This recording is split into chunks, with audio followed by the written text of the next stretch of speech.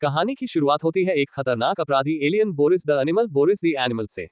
Boris को साल 1969 में एजेंट के ने पकड़ लिया था और उसकी एक बांह काट दी थी। उससे लूनामैक्स नाम के चांद पर बने जेल में बंद किया गया था।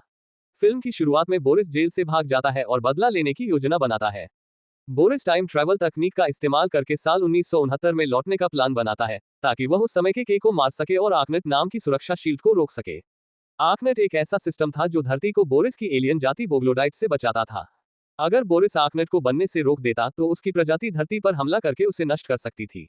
बोरिस 1969 में जाकर के को मार देता। इसके कारण वर्तमान समय 2012 में के अचानक गायब हो जाता है।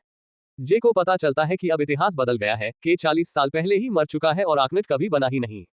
धरती पर बोग्लोडाइट्स का हमला शुरू होने वाला है। जे को भी 1969 में जाना पड़ता है ताकि वह के को बचा सके और आर्कनेट को स्थापित कर सके।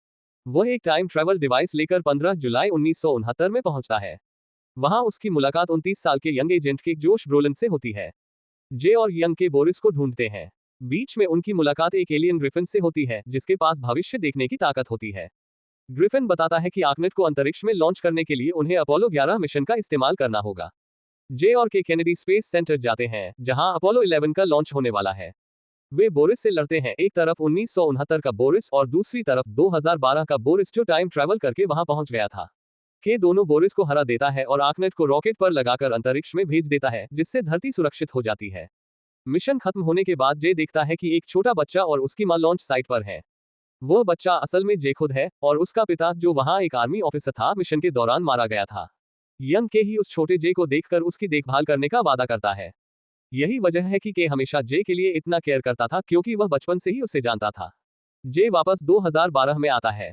के जिंदा है, धरती सुरक्षित है और दोनों फिर से अपने काम पर लौट जाते हैं। जे को अब के साथ अपने रिश्ते की असली गहराई समझ आ जाती है।